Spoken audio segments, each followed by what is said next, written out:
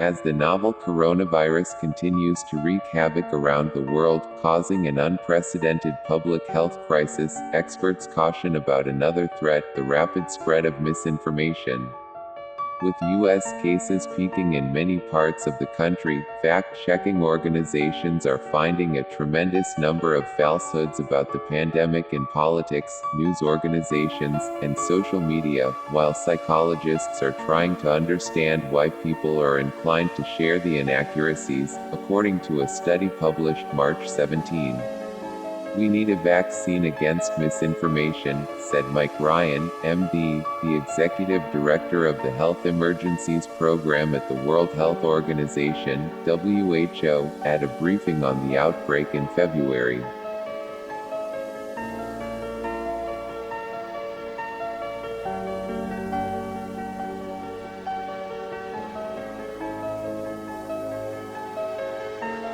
He's not alone in this opinion.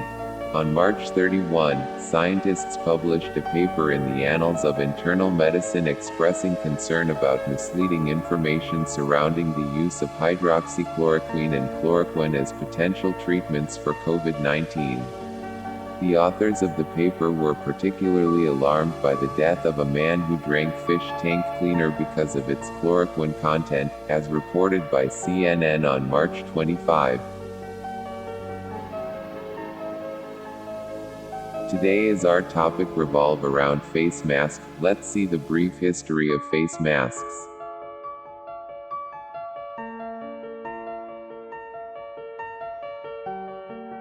It is difficult to determine exactly when face masks were first used to help control surgical sepsis.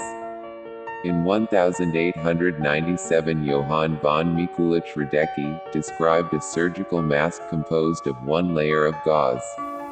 That same year, flu demonstrated that ordinary conversation could disseminate bacteria-laden droplets from the nose and mouth, substantiating the need for an effective face mask.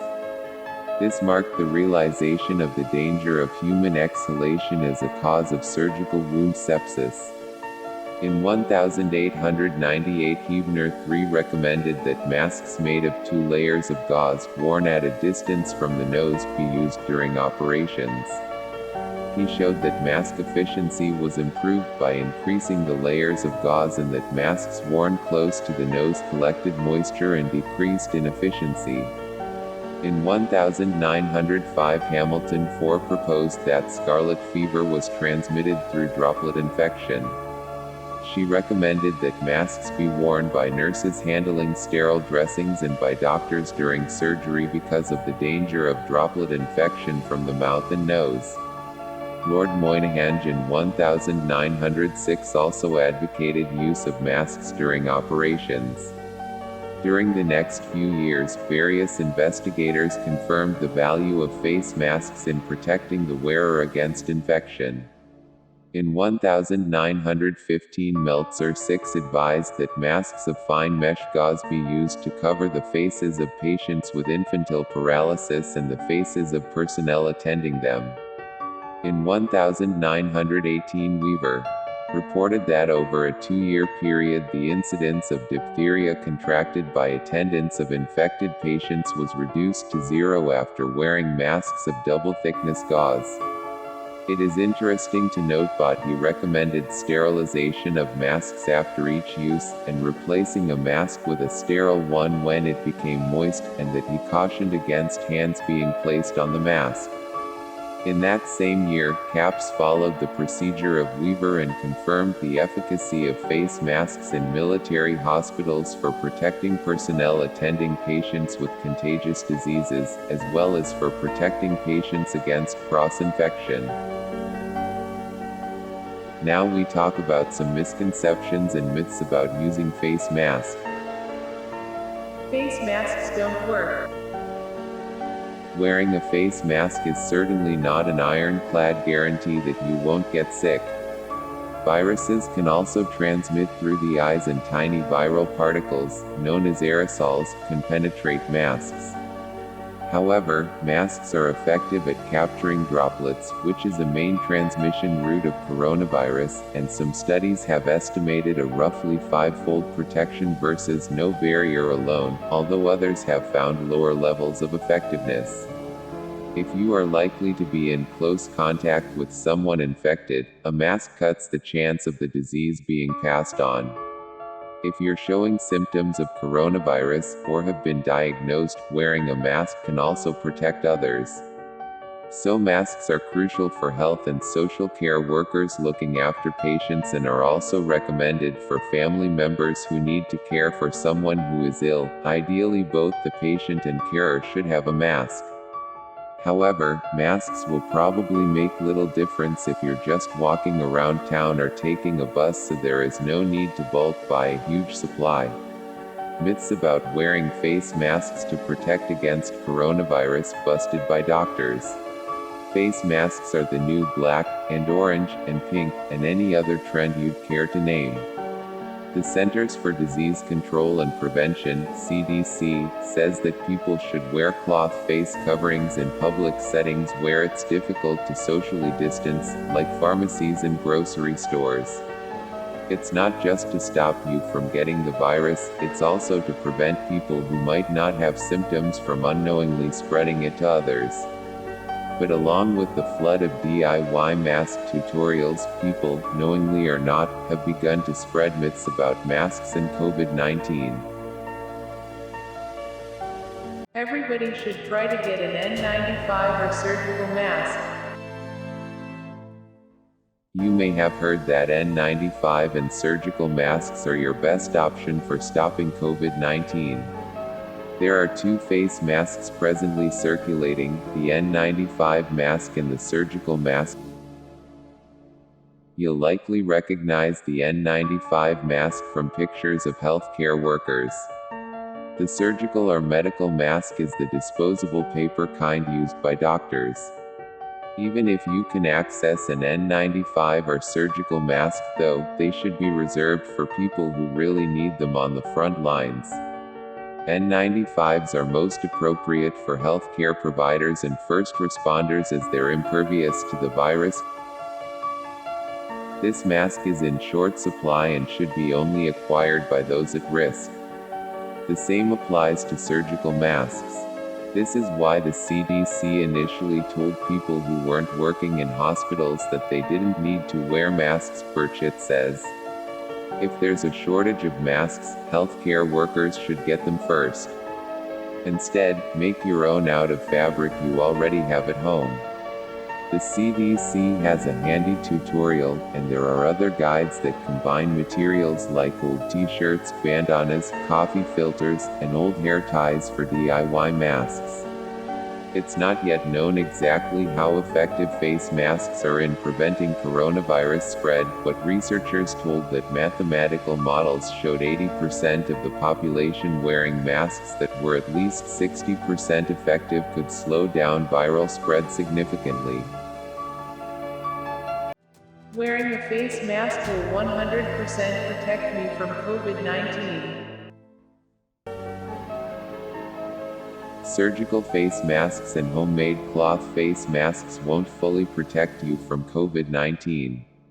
They cannot filter out the small viral particles found in exhaled respiratory droplets that can potentially get you sick, Quigley says. Their major use, he says, is to stop people who are asymptomatic or have recently tested positive from COVID-19 from spreading germs. A face mask will prevent your respiratory droplets, to some extent, from infecting someone else, whether in your household or in public.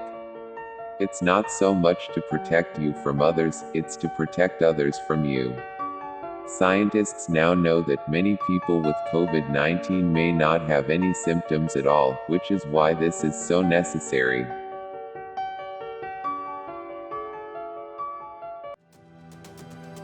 You can reuse all face masks. If you're using a disposable surgical face mask, you can't keep using it. Surgical face masks, even if kept clean, are not reusable, Quigley says. You should also wash your hands once you dispose of them. Cloth face masks can be reused but under strict guidelines. Once the masks are used outside the home, they need to be carefully removed without touching the outside layer and washed immediately in hot warm soap and water, Dr. They should also be washed immediately before being used. You don't have to socially distance if you're wearing a face mask.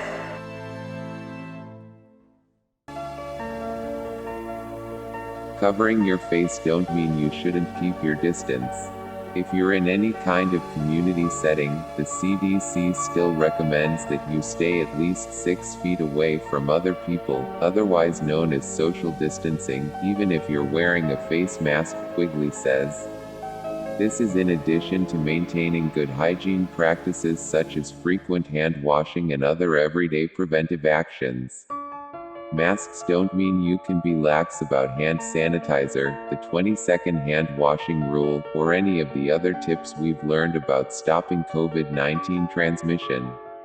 It also doesn't mean that you're good to hang out at the park with your beasties as long as you're wearing one. You still need to minimize your contact with other people to what's absolutely essential. You never have to wear face masks at home. You never have to wear face masks at home. The main purpose of wearing a mask, according to the CDC, is to stop you spreading germs in places like the grocery store or bank. However, if you've tested positive for COVID-19, or any person in your household is vulnerable to getting sick, it may be a good idea to wear them inside.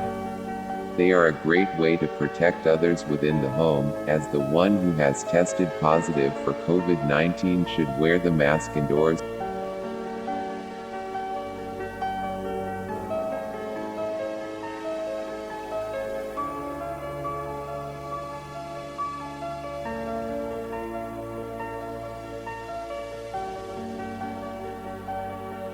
Anything covering the nose and mouth will be effective.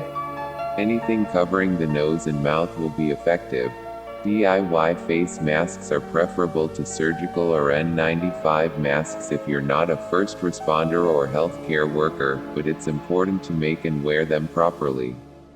Fabric masks should have pleats and can be multi-layered to prevent the virus from getting out or penetrating in, Bartlett says.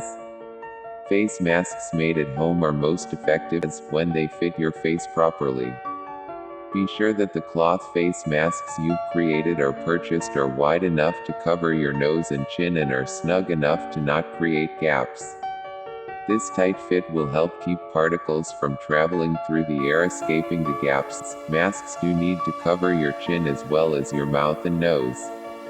Even though the CDC recommends using them in a pinch, bandanas and scarves don't offer the recommended pleats, multi-layer protection, or snug fit around your face, so it's worth making your own mask or buying one.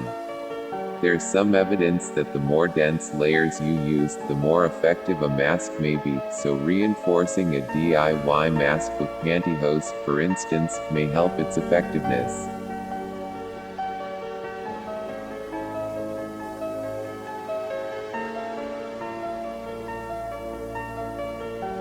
I don't need to bother, as it'll all blow over.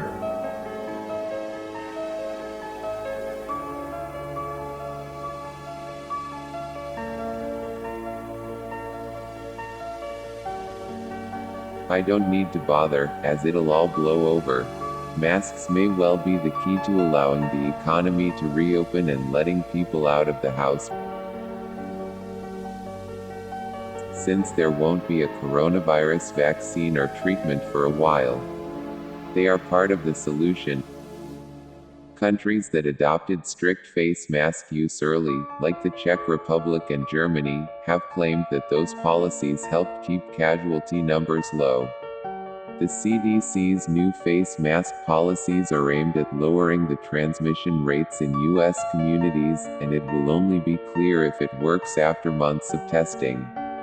Now is probably time to find a style you like and can tolerate, says Burchett, because I imagine them in everybody's foreseeable immediate future.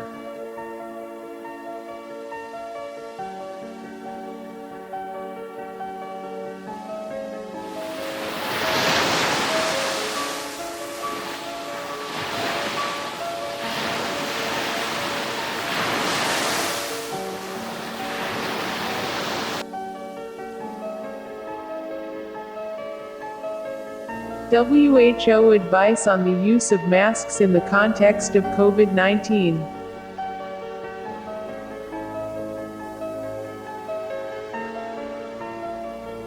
WHO advice on the use of masks in the context of COVID-19. This document provides advice on the use of masks in communities, during home care, and in healthcare settings in areas that have reported cases of COVID-19.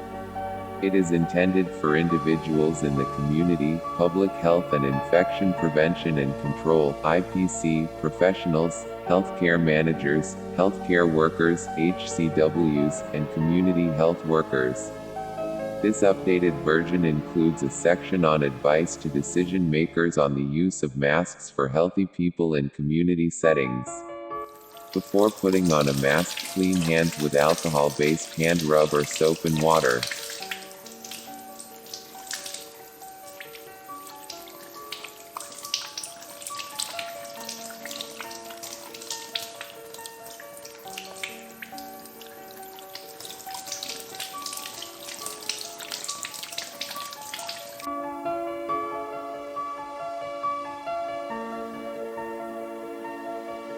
Cover mouth and nose with mask and make sure there are no gaps between your face and the mask. Avoid touching the mask while using it. If you do, clean your hands with alcohol-based hand rub or soap and water. Replace the mask with a new one as soon as it is damp and do not reuse single-use masks. To remove the mask, remove it from behind, do not touch the front of mask, discard immediately in a closed bin, clean hands with alcohol-based hand rub or soap and water. When and how to wear medical masks to protect against coronavirus. If you are healthy, you only need to wear a mask if you are taking care of a person with COVID-19. Wear a mask if you are coughing or sneezing. Masks are effective only when used in combination with frequent hand cleaning with alcohol-based hand rub or soap and water. If you wear a mask, then you must know how to use it and dispose of it properly. Center for Disease Control, CDC, recommendation regarding the use of cloth face coverings, especially in areas of significant community-based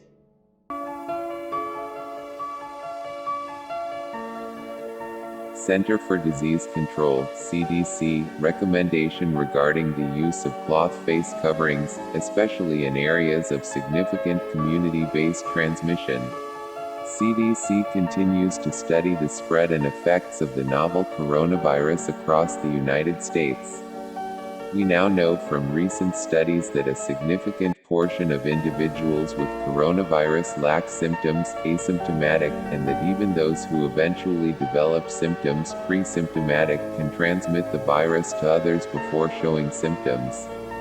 This means that the virus can spread between people interacting in close proximity, for example, speaking, coughing, or sneezing, even if those people are not exhibiting symptoms. In light of this new evidence, CDC recommends wearing cloth face coverings in public settings where other social distancing measures are difficult to maintain.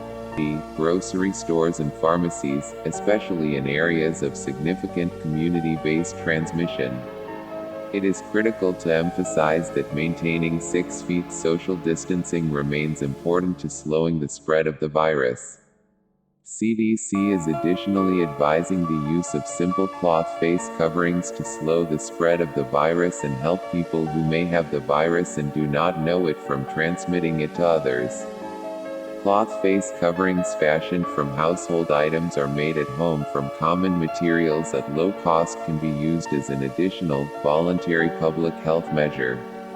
The cloth face coverings recommended are not surgical masks or N95 respirators. Those are critical supplies that must continue to be reserved for healthcare workers and other medical first responders, as recommended by current CDC guidance.